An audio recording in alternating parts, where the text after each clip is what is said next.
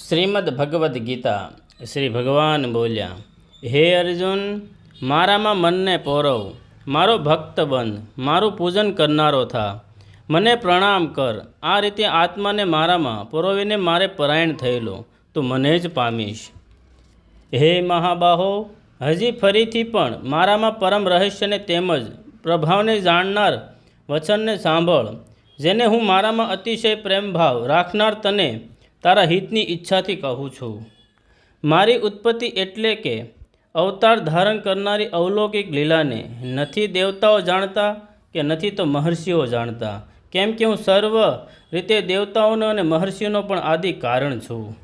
જેને મન અજન્મા એટલે કે વાસ્તવમાં જન્મ વિનાનો અનાદિ અને સર્વ લોકોનો મહાન ઈશ્વર તત્વથી જાણે છે. બધા માણસો એ અજ્ઞાની માણસ સર્વ પાપોથી છૂટી જાય છે. જય શ્રી કૃષ્ણ.